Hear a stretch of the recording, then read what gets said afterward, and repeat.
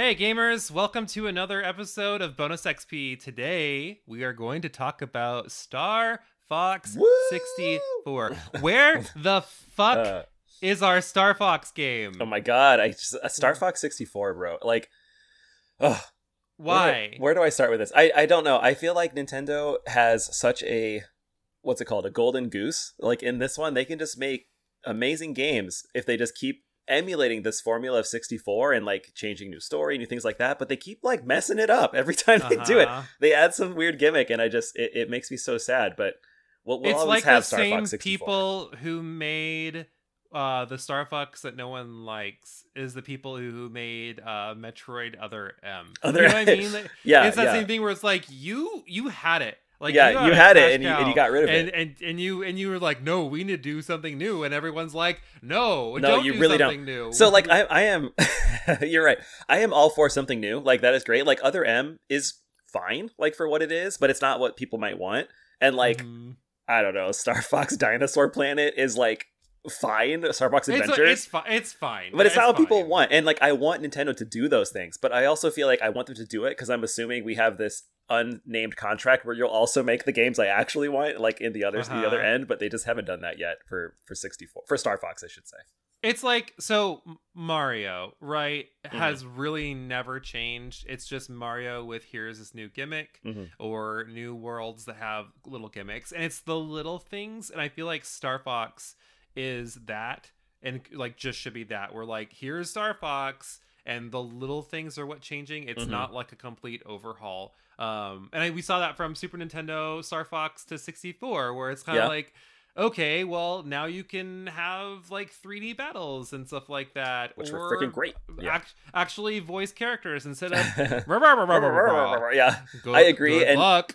Good luck. Yeah, exactly. I would call out really quick. Like Mario definitely has other games. Like there's Mario Kart, Mario RPG. He has tons of spin-offs. But I think the same thing stands true to your point. But he still has platformers that work for him. Yes. But anyways, let's stop shitting on Star Fox totally, and maybe we can just talk about 64 and how talk about 64. Legitimately, it is in my top 10, if not top 5 games of all time. I love that game. And in a prior time, I was doing podcasts with a different group of people, and we did a fun Nintendo 64 mini draft, like this NES mini, SNES mini. So like we were like, what if they did a 64 one, and we would draft the games that we wanted. So like if you took Mario 64, I can't take it. It's a draft. Right. And like my second game I took was like Star Fox, and like the whole group was like, why are you taking that game? And I'm like, because it's why are you not? Yeah, like I would have fought you for that game. Absolutely, it is great. Go ahead. The reason my N64 controller was worn was because of this game, like because that fat rumble pack you put in the back of it, right? Well, that but like literally, like your joystick, like at some point in your N64 lifespan, if you had one, like that stick was gonna go. Yeah, because it's like, wearing away on that corner where you rub it most of it. Yeah, well, one of these days the sucker is just gonna snap off. And for me, it was because of Star Fox, because that was the game like that had the most playthroughs, hands down. It's because it was always fun. I agree. And speaking of playthroughs, like it's just neat that you could go multiple routes. Like that was pretty great, and you could see it, and you could be like, I see that planet, but how do I get there? And so like that little intrigue was really fun.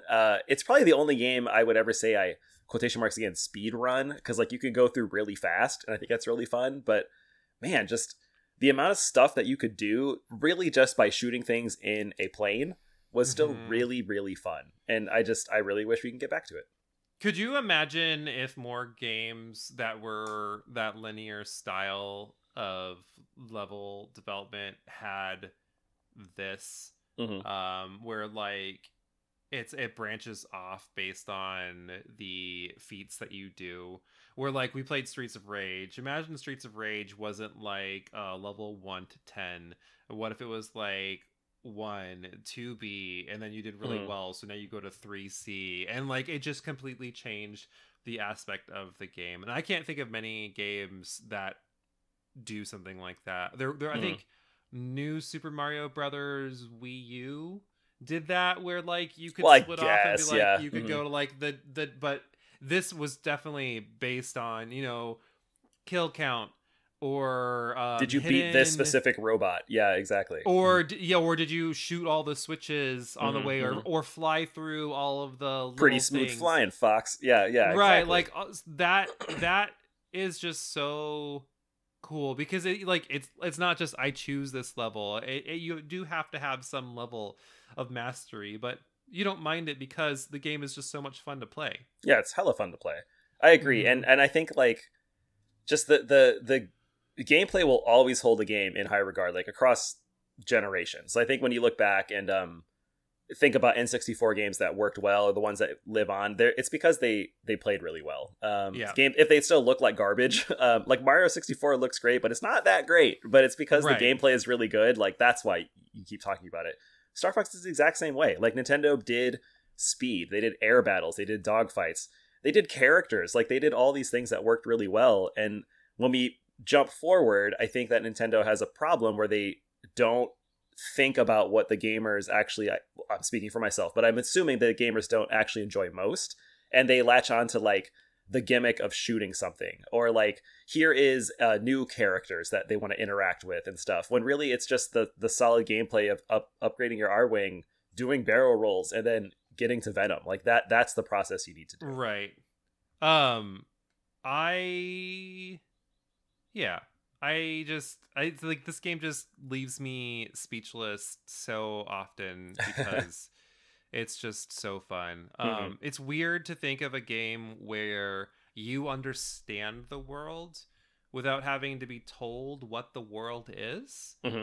Like there's no over explaining of who Peppy and Falco and Slippy are, you know what I mean? Like you just walk in and you feel a part of that team based on how, and you know all of their personalities without being told the backstory of like who this character is. And I really appreciate that. And the little characters that pop in and support you, it's not like they tell you, was it Bill the beaver, or what was it? Was a cat too? Like, yeah. Why do Cat and Falco have a background? Like I don't know. Right, but like it's really cool. But you also like don't care. Like you just feel like I am involved in this world where so many other games over explain, and it's like, you don't need that. Like this is gaming in its purest form. Like I'm excited because of these things, but I don't need to be told every single detail of it all. Yeah, I agree. And I think that if you remove the memes, do a barrel roll, and Slippy is awful and all these things, I think if you do a character analysis, like you'll see exactly what you're saying. Like there's a world happening in Corneria, like the Lilat system, whatever, that isn't involving Fox. Like things are happening outside of that, and like it just feels so fresh. And when you're trying to save like a literal galaxy, it's really literally not just you, it's everyone else. So it's neat that there are other battles happening, other teams that aren't even part of your team that are there, and it's great. It's really, really fun. So you say Slippy's terrible, but I have a story for you, but I'm not going to share it until towards the end of the episode. Okay. So pocket the Slippy. Yeah, exactly. Before we get there, I want to talk to you. I mean, obviously, what makes this game so great are the stages, right? Yeah, for sure. What for you are the best stages, and what for you are the worst stages? Man, okay, so I immediately think my first one is Zonus. I love Zonus. If you're not sure, best stage, for probably one of my best stages. That is the very top route, and I think you have to get through Sector X and Aquas to get there. You have to get to Sector Y and Aqua. Y and Aquas, yeah, which are also great, by the way. But no, Zonus is really cool, and I think it's fun because first and foremost, this is gonna sound super weird, but I love that song. Like the stage song is so good. It is just the one where you're like floating along the waterfront. It's always above water because the planet has been like mined like to death, so it's all oily and there's like old oil rigs. But oh god, that music. But the boss is really fun. It's the big oil tanker. And the way that the enemies will pop up and they're like mutated and they shoot and there's birds. And you have to like destroy all of the searchlights. Like, it's so good. And I feel like it is probably more of a challenge in that stage than like Venom. Like later on, if you're trying to do what you need to do, that stage is just so well designed. It really slaps, as kids would say nowadays. But But yeah, what is about that you? the level where you also have to the boss is like all bombs, right? Yeah, Like, it's all bombs. It's all bombs. And so when you blow up, I can't remember what it is. It's like something someone shoots or some enemy drops like a way higher rate of bombs.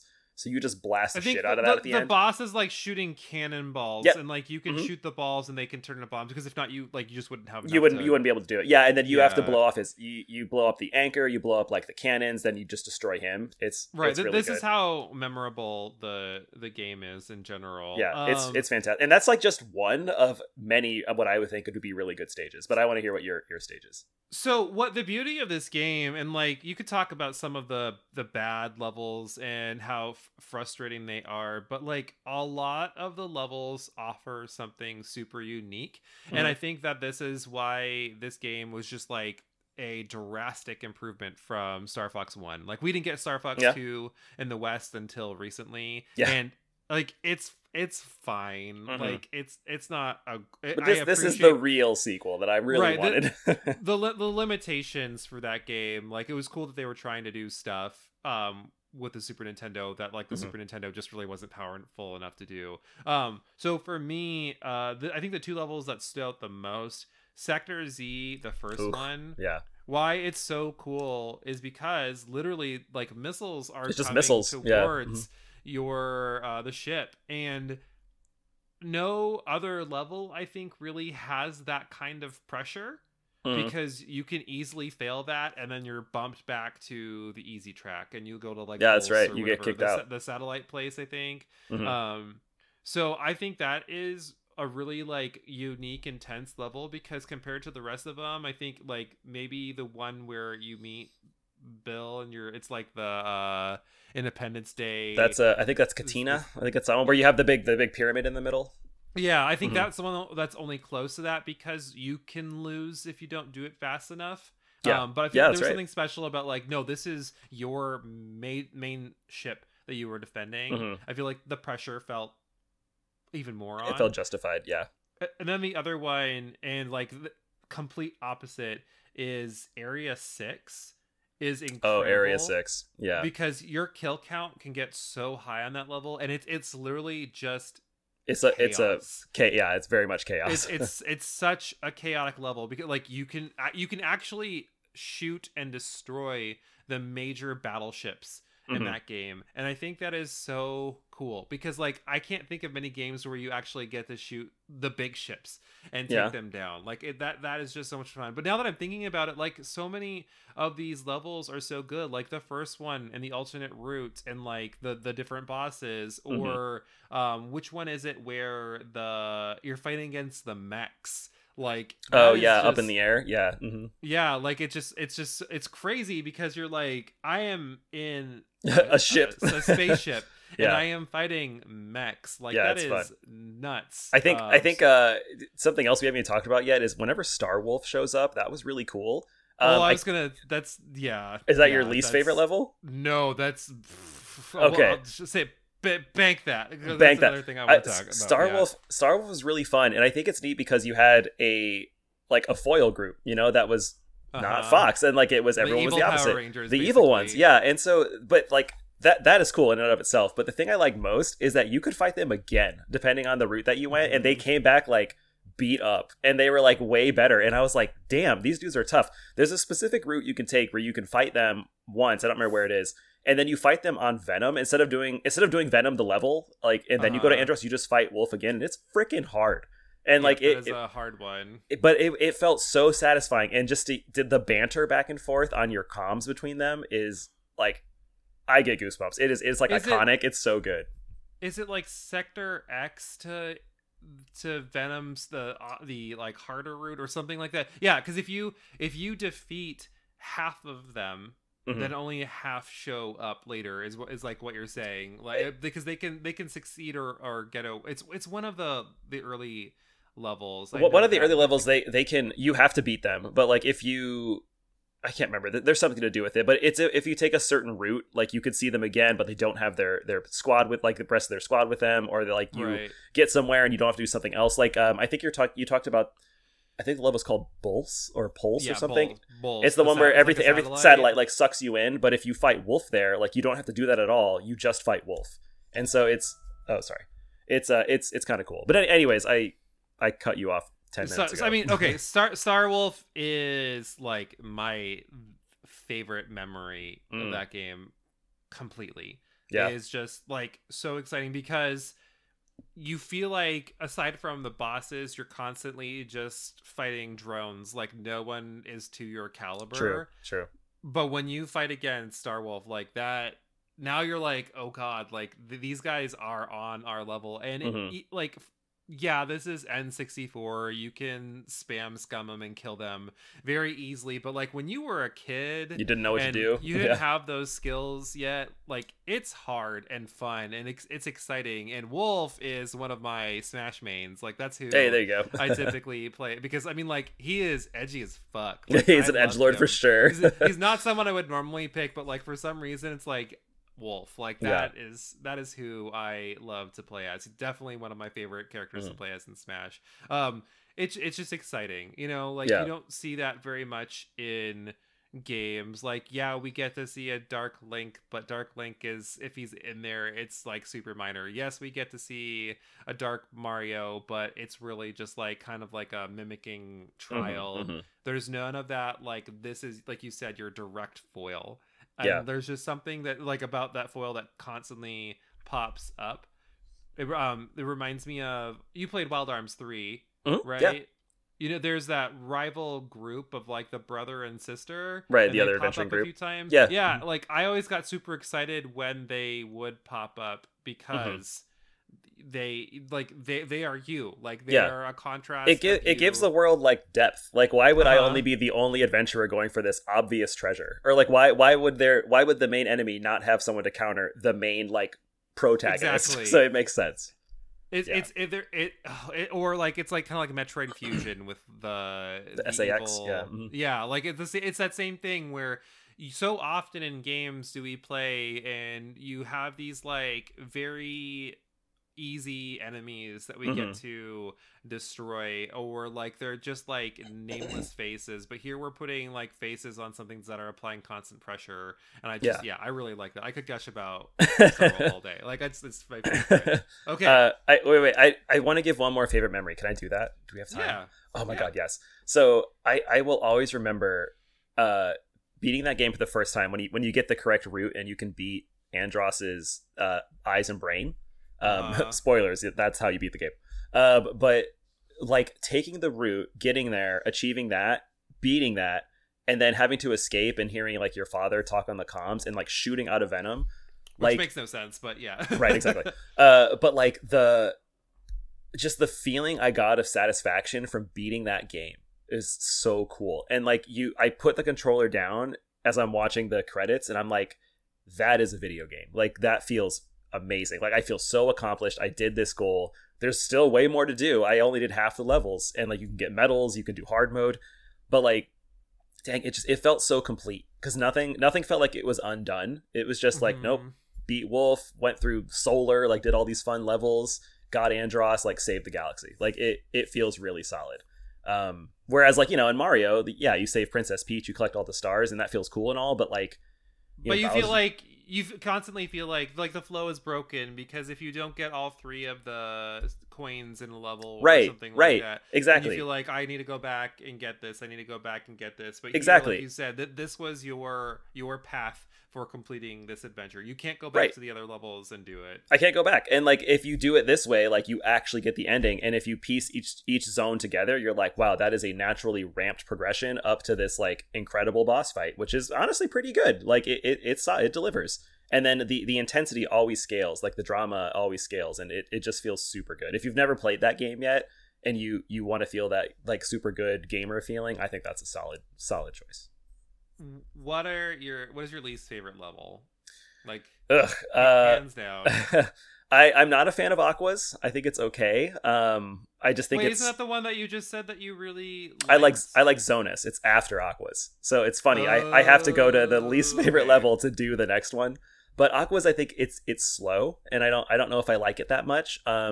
Also, I'm like not afraid of this game, but I do have like a little bit of a fear of the deep depths. So like that's a little bit more scary, but I just think it's kind of slow. Yeah, how fortunate for you that there were no whale enemies. There's no whale enemies. And then my other least favorite level, I never really liked Solar, which is right in the middle. That's the one where everything's really hot. I think the design was okay, but I felt like it was just needlessly like you're taking damage, and like you better mitigate that by collecting rings. Those ones, they're both fine. Like mechanically they're fine, but they just weren't as fun as the ones that literally surrounded them. I actually do like Aquas, even though it's a slower pace, because I think that the design of the sub was still like, I feel like it was refined versus the tank. I feel like the tank was a little clunky. Yeah, the Landmaster that can barrel roll like crazy. So I think it's like Macbeth and Titania are the two levels. Yeah, those are the two. Where like I don't hate them. Like they're fine levels, but I think there's just like a clunkiness to it where you feel like you get the flow of the ship, and the flow of the submarine is slow, but like again, you get it, and you have unlimited torpedoes. So like keep firing. We have plenty of torpedoes. But there's something about being like at the bottom of the level and constantly looking up, where you're like, my eyes are always going up, and I'm not focusing on what's in front of me. That I found a little hard as a kid. And then I think Solar was the other one too, where just the constant pressure, which again, every level has their mechanic, and that is one thing that I do super appreciate, because you don't feel like you're getting the same experience. It's not just go through, kill everything. Yeah, right. Your health is constantly dropping as you're going through this level, because it's a lava planet. And the closer you get to the bottom of the screen, the faster your health drops. It's a cool concept, but I feel like it's also frustrating. You know, it's pressure. It's pressure in a different way. Especially, I think, I don't know about you, but I would take pride on not getting hit in some levels. Yeah, and like you like really can't in that one. You're gonna get hit. You literally can't. Like, well, it's not even that you like, it just, your health is draining. Like, I wouldn't even know if it counted as a hit. That's true, I guess. It's the same thing, and I think the enemies are weird, all being a lot of firebirds and stuff. The birds, like that. The birds that come up. I agree. Glad we share that sentiment. Okay, so I shit you not, to wrap up our discussion, one playthrough in Venom, Slippy took down 2 of Star Wolf. Really? For me, which like I mean like I definitely pulling through on your playthrough. I set them up. And it was just me and Slippy, and I'm like, oh god. Oh yeah, because you go without the rest of the team. Here we go. But like Slippy, like he did the thing, so I'm like, okay, you're okay in my book. I'm imagining in the game, like Fox is like debrief, like Slippy, like I need you to deliver on this one. And he's like, I got it, Fox, no problem. And then he just run out there. They got smacked by a giant hand again to another planet. Yeah. Get this guy off me. Yeah, exactly. They fly back to another planet. Oh my god. Oh. All right. Well, that was our little memory lane of Star Fox. Jason, why don't you take us on home? Oh, for sure. Love talking about old games. If you all like talking about N64 games or any video game, and you're not already there, join our Discord. Love chatting with you all there. If you like supporting us and hearing more of this, our Patreon is also a great way to give support and show that you like what we're doing. And then you can always follow us on Instagram and Twitter at HeyRPGaymer. Continue the conversation there. And yeah, let's keep talking about video games. Maybe we will start a petition for Nintendo to revive for the 50th time. Yeah, for what time? do it with justice. But until then, we definitely want to thank you for listening. Now go out there and get gaming.